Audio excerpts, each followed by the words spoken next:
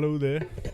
Good evening, everyone, and welcome back to part 6, chapter 6 of Rudyard Kipling's Kim.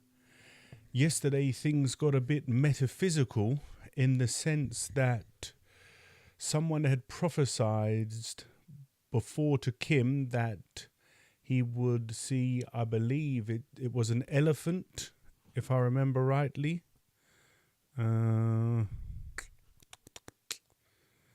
What was it? An elephant on a bull, a bull on a green field. And so he sees a bull on a green field in the form of a flag with soldiers building a camp, and he goes and investigates, gets caught by one of the soldiers' chaplains, one of the bishops. He rips off like an amulet that he had round his neck and reads that he's actually the son of an officer somewhere. And so they've decided he's got to come with them. He can't go off with the lama anymore, and he's going with them. But Kim, in his optimistic and free-spirited way, is not concerned. He's saying to the lama, it's okay, in a few days I'm going to escape and come and find you. Just be sure that you stay with the caravan. And so that's where we left off. He is with these officers, prisoner if you like, but they obviously think it's much better that this young Western boy comes with them rather than be's a wandering chela, a mendicant with some random lama. But there you go. I'm sure things will continue to get interesting as the story unfolds. And if you're enjoying Kim, next, once we finish Kim, we will read the de Hartmans, Thomas and Olga de Hartmans, Our Life with Mr. Gurdjieff. So if all that's interesting for you, as always, like the video, subscribe to the channel, share the show with everyone you know in your social media. It's an easy way to help it grow. But for now, chapter 6, and the top of chapter quote says, "Now I remember, comrades, old playmates on new seas, when as we traded orpiment among the savages, 10,000 leagues to southward, and 30 years removed, they know not noble Valdez, but me they knew and loved." And that comes from the song of Diego Valdez. Very early in the morning, the white tents came down and disappeared as the Mavericks took a side road to Umballa. It did not skirt the resting place, and Kim, trudging beside a baggage cart under fire of comments from soldiers' wives, was not so confident as overnight. He discovered that he was closely watched, Father Victor on the one side and Mr. Bennet on the other. In the forenoon the column checked. A camel orderly handed the colonel a letter. He read it and spoke to a major. Half a mile in the rear, Kim heard a hoarse and joyful clamour rolling down on him through the thick dust. Then someone beat him on the back, crying, "Tell us how ye knew, ye little limb of Satan. Father dear, see if ye can make him tell."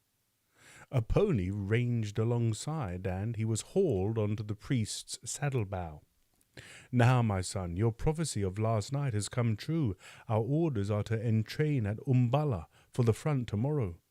"What is that?" said Kim, for front and entrain were newish words to him. "We are going to the war, as you called it." "Of course you are going to the war. I said last night." "Ye did, but powers of darkness, how did ye know?" Kim's eyes sparkled. He shut his lips, nodded his head, and looked unspeakable things. The chaplain moved on through the dust, and private sergeants and subalterns called one another's attention to the boy. The colonel, at the head of the column, stared at him curiously. It was probably some bizarre rumour, he said, but even then, he referred to the paper in his hand. Hang it all, the thing was only decided within the last 48 hours. "Are there many more like you in India?" said Father Victor, "or are you by way of being a lusus nutrae?" "Now I have told you," said the boy. "Will you let me go back to my old man? If he has not stayed with that woman from Kulu, I'm afraid he will die." By what I saw of him, he's as well able to take care of himself as you. No, ye've brought us luck, and we're going to make a man of you. I'll take ye back to your baggage cart, and ye'll come to me this evening." For the rest of the day, Kim found himself an object of distinguished consideration among a few hundred white men.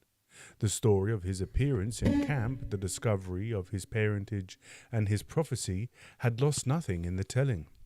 A big, shapeless white woman on a pile of bedding asked him mysteriously whether he thought her husband would come back from the war. Kim reflected gravely and said that he would, and the woman gave him food. In many respects, this big procession that played music at intervals, this crowd that talked and laughed so easily, resembled a festival in Lahore city. So far there was no sign of hard work, and he resolved to lend the spectacle his patronage. At evening there came out to meet them bands of music, and played the Mavericks into camp near Umballa railway station. That was an interesting night. Men of other regiments came to visit the Mavericks. The Mavericks went visiting on their own account. Their pickets hurried forth to bring them back, met pickets of strange regiments on the same duty, and after a while the bugles blew madly for more pickets with officers to control the tumult. The Mavericks had a reputation for liveliness to live up to, but they fell in on the platform next morning in perfect shape and condition, and Kim, left behind with the sick, women and boys, found himself shouting farewells excitedly as the trains drew away. Life as a sahib was amusing so far, but he touched it with a cautious hand. Then they marched him back in charge of a drummer boy to empty, lime-washed barracks whose floors were covered with rubbish and string and paper, and whose ceilings gave back his lonely footfall. Native fashion, he curled himself up on a stripped cot and went to sleep. An angry man stumped down the veranda, woke him up, and said he was a schoolmaster. This was enough for Kim, and he retired into his shell. He could just puzzle out the various English police notices in Lahore city because they affected his comfort, and among the many guests of the woman who looked after him had been a queer German who painted scenery for the Parsi travelling theatre. He told Kim that he had been on the barricades in 48, and therefore, at least that was how it struck Kim, he would teach the boy to write in return for food. Kim had been kicked as far as single letters, but did not think well of them. Hello again, Jean Harris. I'm very well indeed, thanks. I hope you're well. And hello and welcome.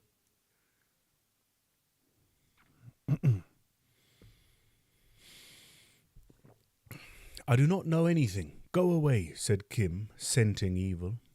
Hereupon the man caught him by the ear, dragged him to a room in a far-off wing where a dozen drummer boys were sitting on forms, and told him to be still if he could do nothing else.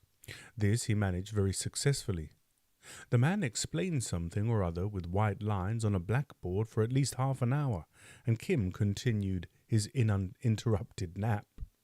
He much disapproved of the present aspect of affairs, for this was the very school and discipline he had spent 2/3 of his young life avoiding.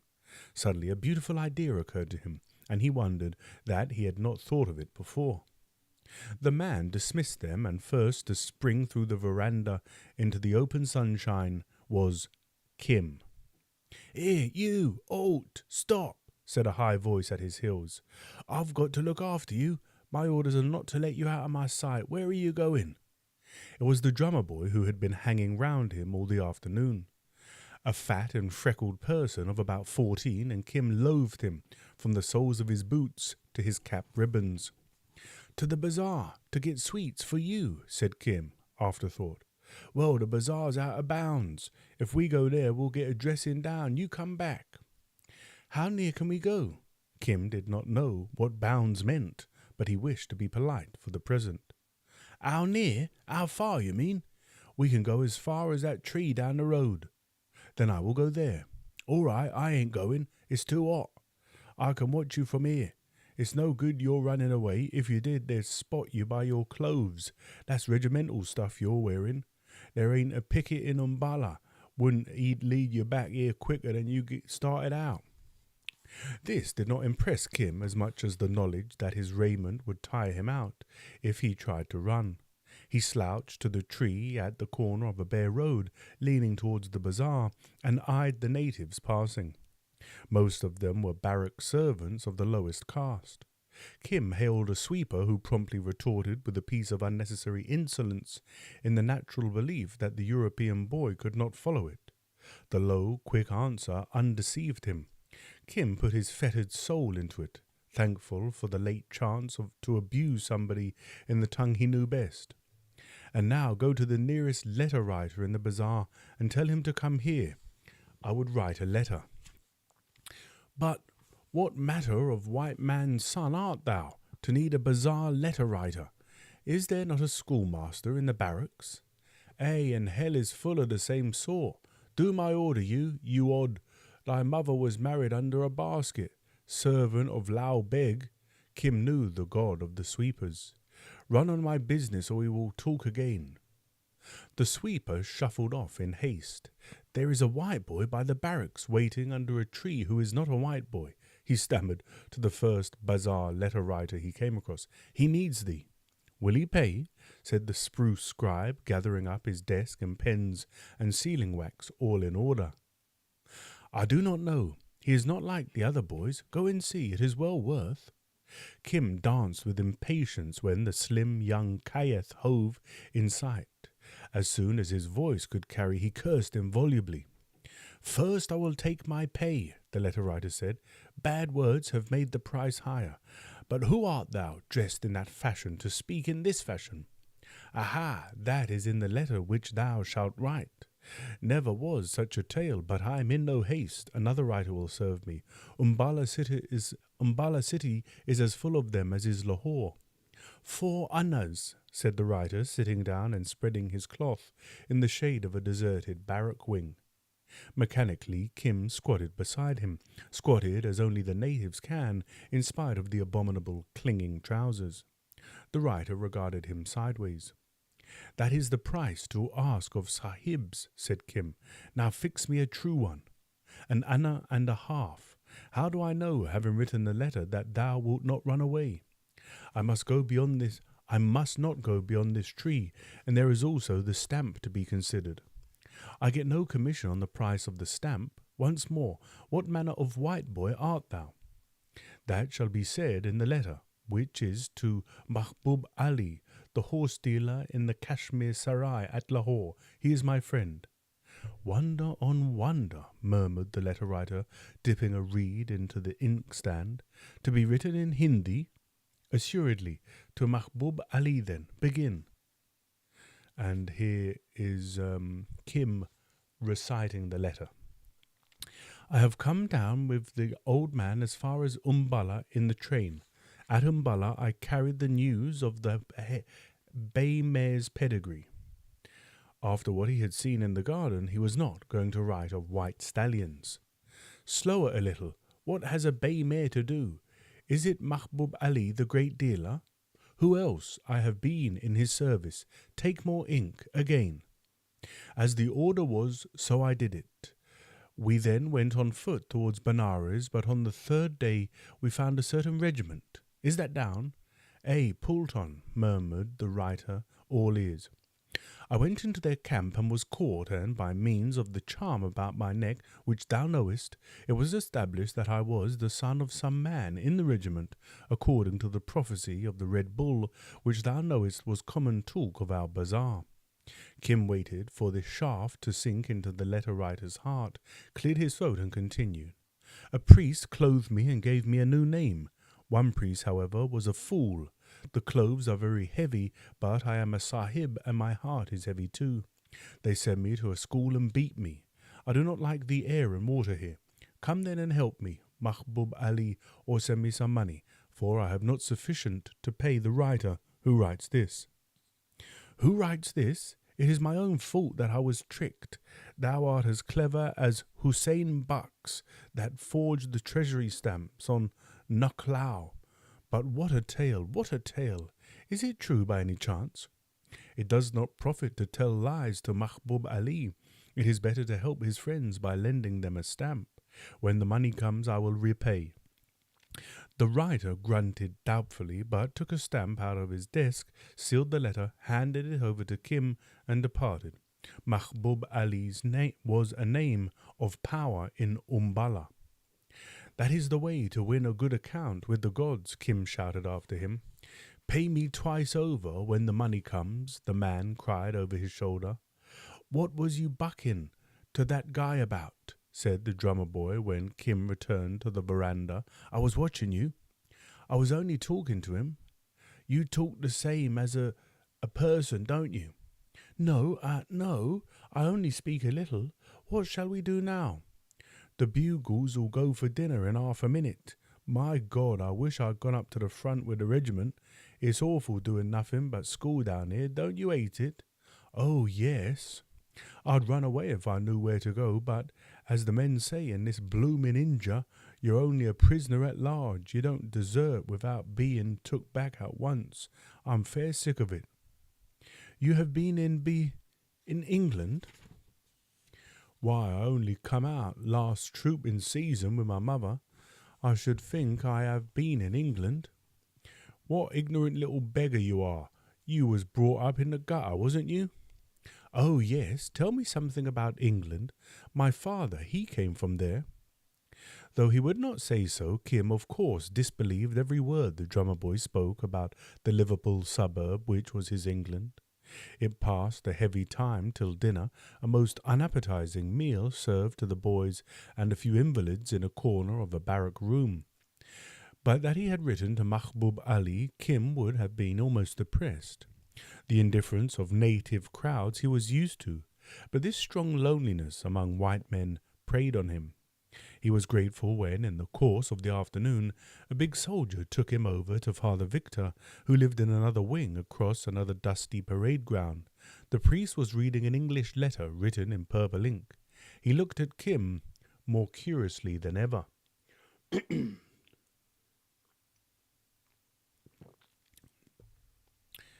"And how do you like it, my son, as far as you've gone?" "Not much, eh? It must be hard, very hard on a wild animal. Listen now, I've an amazing epistle from your friend."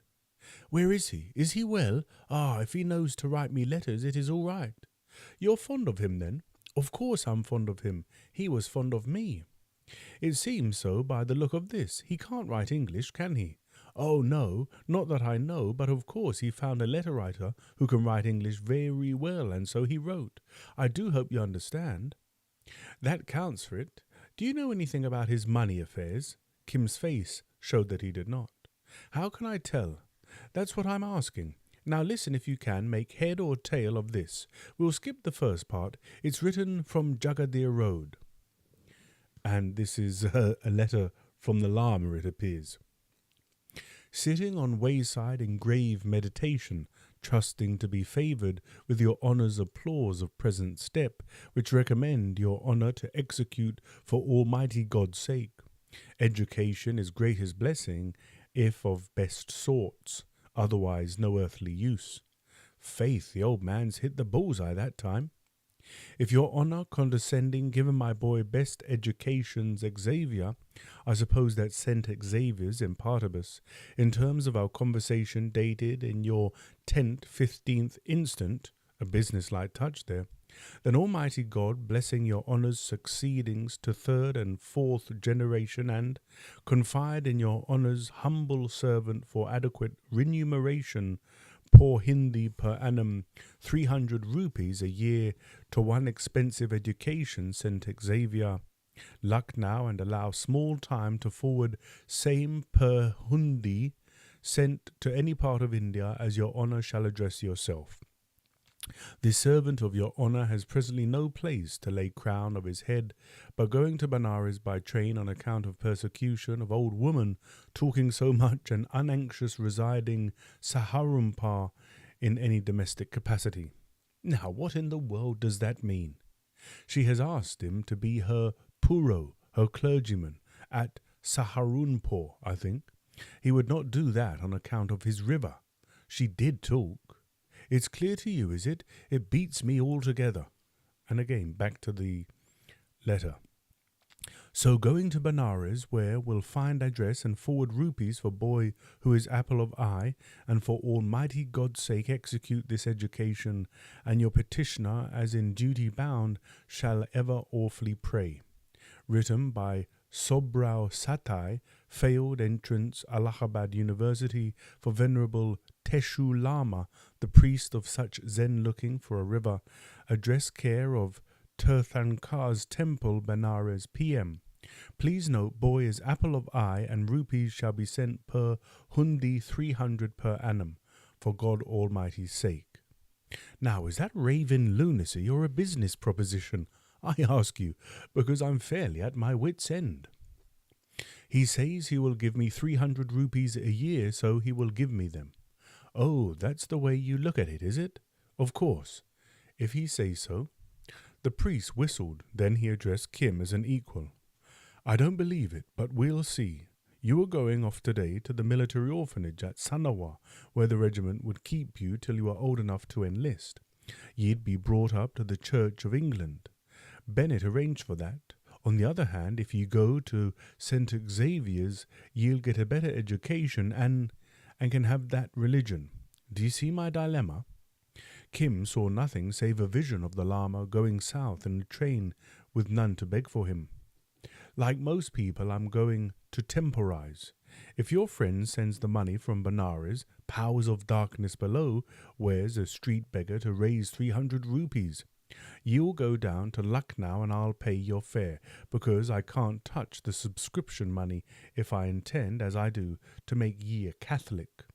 If he doesn't, ye'll go to the military orphanage at the regiment's expense. I'll allow him 3 days' grace, though I don't believe it at all. Even then, if he fails in his payments later on, but it's beyond me. We can only walk one step at a time in this world, praise God. And they sent Bennett to the front and left me behind. Bennett can't expect everything. Oh, yes, said Kim, vaguely.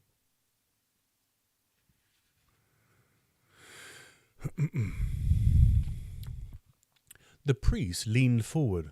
I'd give a month's pay to find what's going on inside that little round head of yours. There is nothing, said Kim, and scratched it. He was wondering whether Mahbub Ali would send him as much as a whole rupee. Then he could pay the letter writer and write letters to the Lama at Benares. Perhaps Mahbub Ali would visit him next time he came south with horses. Surely he must know that Kim's delivery of the letter to the officer at Umballa had caused a great war, which the men and boys had discussed so loudly over the barrack dinner tables.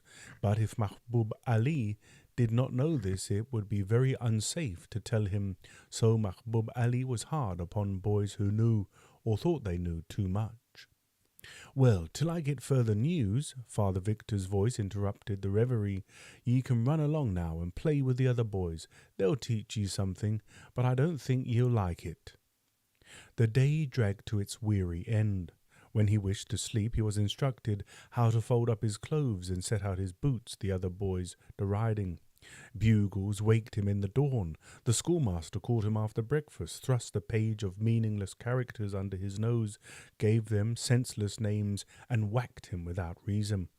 Kim meditated, poisoning him with opium borrowed from a barrack sweeper, but reflected that as they all ate at one table in public, this was peculiarly revolting to Kim, who preferred to turn his back on the world at meals. The stroke might be dangerous. Then he attempted running off to the village where the priest had tried to drug the Lama, the village where the old soldier lived. But far-seeing sentries at every exit headed back the little scarlet figure. Trousers and jacket crippled body and mind alike, so he abandoned the project and fell back, Oriental fashion, on time and chance. 3 days of torment passed in the big, echoing white rooms. He walked out of afternoons under escort of the drummer boy, and all he heard from his companions were the few useless words which seemed to make 2/3 of the white man's abuse. Kim knew he despised them all long ago. The boy resented his silence and lack of interest by beating him, as was only natural. He did not care for any of the bazaars which were in bounds. He styled all natives in the same way, yet servants and sweepers called him abominable names to his face, and misled by their deferential attitude he never understood. This somewhat consoled Kim for the beatings.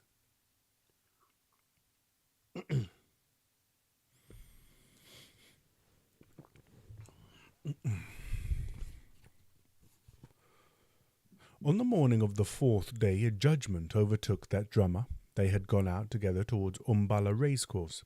He returned alone, weeping, with news that young O'Hara, to whom he had been doing nothing in particular, had hailed a scarlet-bearded guy on horseback, and that man had then and there laid into him with a peculiar adhesive quirt, picked up young O'Hara, and borne him off at full gallop. These tidings came to Father Victor, and he drew down his long upper lip.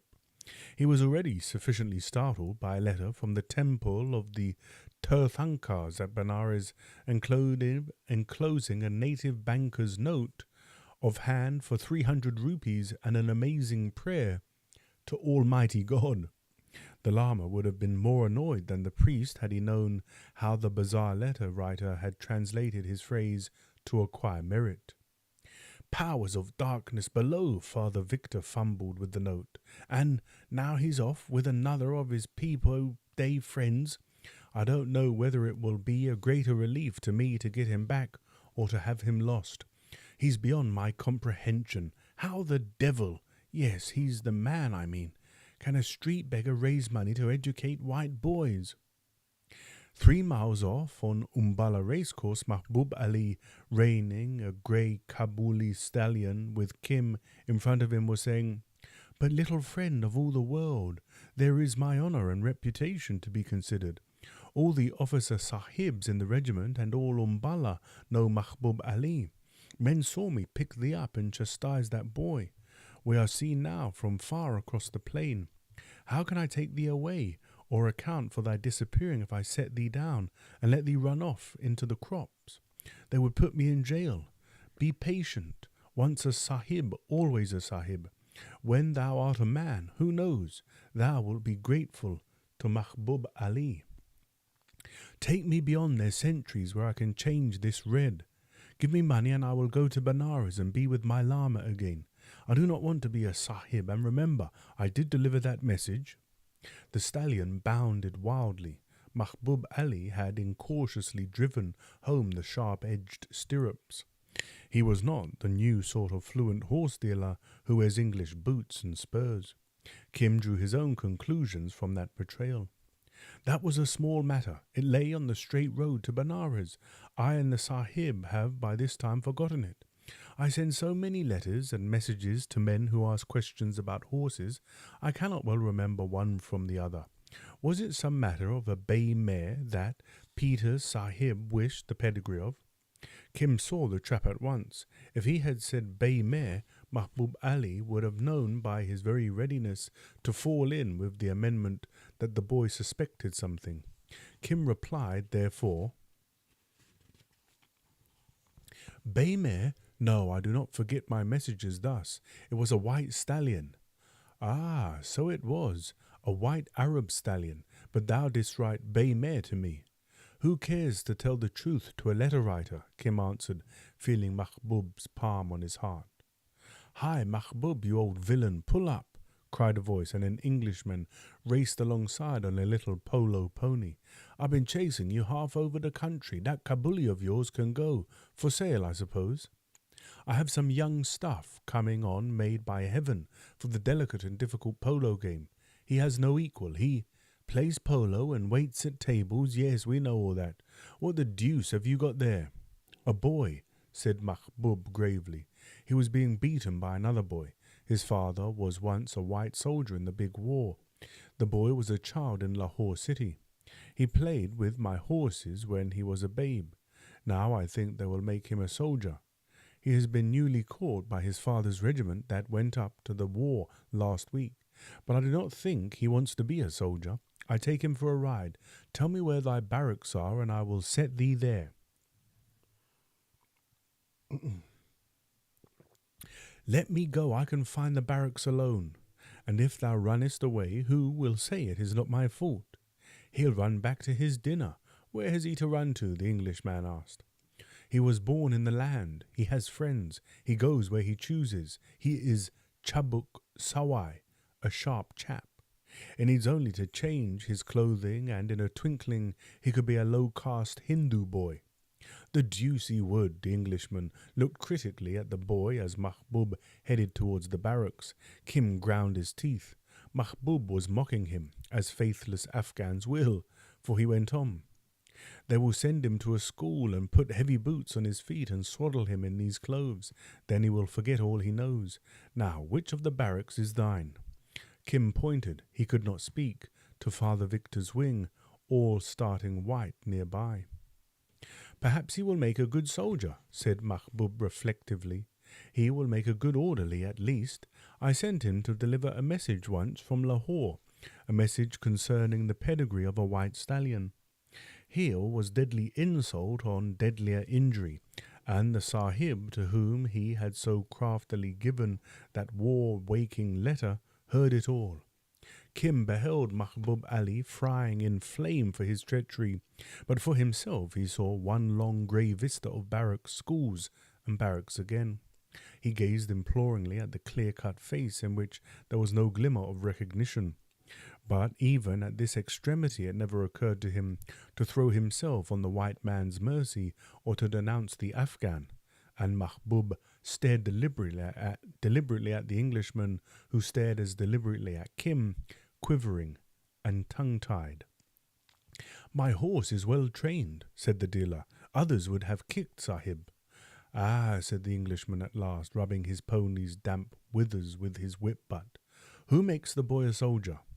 "He says the regiment that found him, and especially the Padre Sahib of that regiment." "There is the Padre," Kim choked as bareheaded Father Victor sailed down upon them from the veranda. "Powers of darkness below!" cried O'Hara. "How many more mixed friends do you keep in Asia?" he cried, as Kim slid down and stood helplessly before him. "Good morning, Padre," the Englishman said cheerily. "I know you by reputation well enough. Meant to have come over and called before this. I'm Creighton." "Of the Ethnological Survey?" said Father Victor. The Englishman nodded. "Faith, I'm glad to meet ye then, and I owe you some thanks for bringing back the boy." "No thanks to me, Padre. Besides, the boy wasn't going away. You don't know old Mahbub Ali." The horse dealer sat impassive in the sunlight. "You will when you have been in the station a month. He sells us all our crocks. The boy is rather a curiosity. Can you tell me anything about him?" "Can I tell you?" puffed Father Victor. "You'll be the one man that could help me in my quandaries. Tell you? Powers of darkness. I'm bursting to tell someone who knows something of the native." A groom came round the corner. Colonel Creighton raised his voice, speaking in Urdu. "Very good, Mahbub Ali, but what is the use of telling me all those stories about the pony? Not one pice more than 350 rupees will I give." "The Sahib is a little hot and angry after riding," the horse dealer returned with the leer of a privileged jester. "Presently he will see my horse's points more clearly. I will wait till he has finished his talk with the Padre. I will wait under that tree." "Confound you!" the colonel laughed. "That comes of looking at one of Mahbub's horses. He's a regular old leech. Padre, wait then."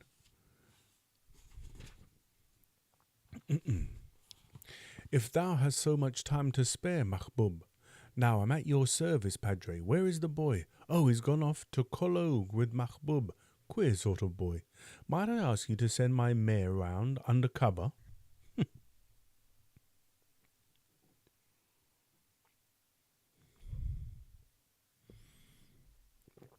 He dropped into a chair which commanded a clear view of Kim and Mahbub Ali in conference beneath the tree. The Padre went indoors for cheroots. Creighton heard Kim say bitterly, "Trust a Brahmin before a snake, and a snake before an harlot, and an harlot before a Pathan, Mahbub Ali." "That is all one," the great red beard wagged solemnly. "Children should not see a carpet on the loom till the pattern is made plain. Believe me, friend of all the world, I do thee great service. They will not make a soldier of thee. You crafty old sinner, thought Creighton, but you're not far wrong. That boy mustn't be wasted if he is as advertised. Excuse me half a minute, cried the padre from within, but I'm getting the documents of the case. If through me the favour of this bold and wise Colonel Sahib comes to thee, and thou art raised to honour, what thanks wilt thou give Mahbub Ali when thou art a man? Nay, nay, I beg thee to let me take the road again, where I should have been safe, and thou hast sold me back to the English. What will they give thee for blood money? A cheerful young demon. The colonel bit his cigar and turned politely to Father Victor. What are the letters that the fat priest is waving before the colonel? Stand behind the stallion as though looking at my bridle, said Mahbub Ali. A letter from my lama, which he wrote from Jagadir Road, saying that he will pay 300 rupees by the year for my schooling. Oh, it is old Red Hat of that sort. At which school? God knows, I think in McClure. Yes, there is a big school there for the sons of sahibs and half sahibs. I have seen it when I sell horses there. So the lama also loved the friend of all the world. Aye, and he did not tell lies or return me to captivity. Small wonder the padre does not know how to unravel the thread. How fast he talks to the Colonel Sahib, Mahbub Ali chuckled. By Allah! The keen eyes swept the veranda for an instant. Thy lama has sent what to me looks like a note of hand. I have had a few dealings in hundis. The Colonel Sahib is looking at it. What good is all this to me? Said Kim wearily. Thou wilt go away, and they will return me to those empty rooms where there is no good place to sleep and where the boys beat me. I do not think that. Have patience, child. All Pathans are not faithless except in horseflesh. 5, 10, 15 minutes passed, Father Victor talking energetically or asking questions which the colonel answered. Now I've told you everything that I know about the boy from beginning to end, and it's a blessed relief to me. Did ye ever hear the like? At any rate, the old man has sent the money. Gobind Sahai's notes of hand are good from here to China, said the colonel. The more one knows about natives, the less one can say what they will or won't do. That's consoling. From the head of the Ethnological Survey, is this mixture of Red Bulls and rivers of healing, poor heathen, God help him, and notes of hand and Masonic certificates. Are you a Mason by any chance? By Jove, I am. Now I come to think of it, that's an additional reason, said the colonel absently. I'm glad you see a reason in it, but as I said, it's the mixture of things that's beyond me. And his prophesying to our colonel sitting on my bed with his little shimmy torn open, showing his white skin, and the prophecy coming true. They'll cure all that nonsense at St. Xavier's, eh? Sprinkle him with holy water, the colonel laughed. On my word, I fancy I ought to sometimes, but I'm hoping he'll be brought up as a good Catholic. All that troubles me is what'll happen if the old beggar man, Lama, my dear sir, and some of them are gentlemen in their own country. The Lama, then, fails to pay next year. He's a fine business head to plan on the spur of the moment, but he's bound to die some day, and taking a heathen's money to give a child a Christian education. But he said explicitly that's what he wanted. As soon as he knew the boy was white, he seems to have made his arrangements accordingly. I'd give a month's pay to hear how he explained it all to the Tirthankar's temple at Benares. Look here, Padre, I don't pretend to know much about natives, but if he says he'll pay, dead or alive. I mean, his heirs will assume the debt. My advice to you is, send the boy down to Lucknow. If your Anglican chaplain thinks you've stolen a march on him, bad luck to Bennett. He was sent to the front instead of me. Doherty certified me medically unfit. I'll excommunicate Doherty if he comes back alive. Surely Bennett ought to be content with...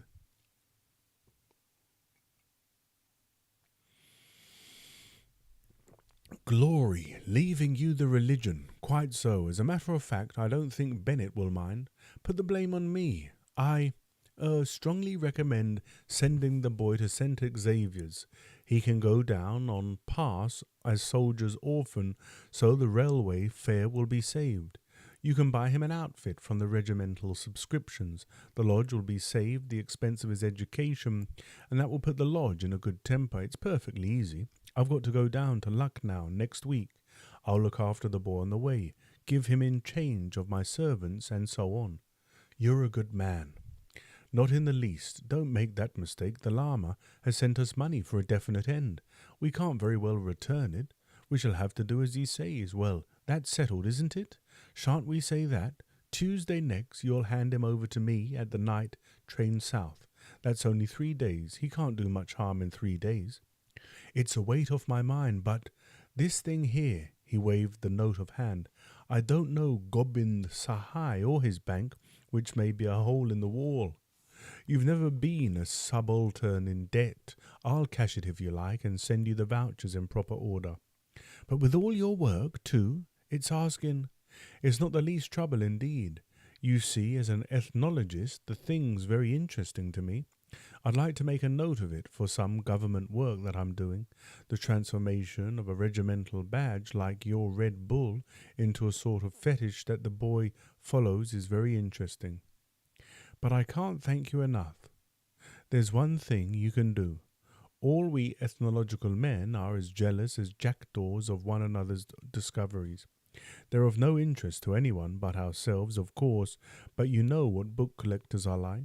Well, don't say a word directly or indirectly about the Asiatic side of the boy's character, his adventures and his prophecy and so on.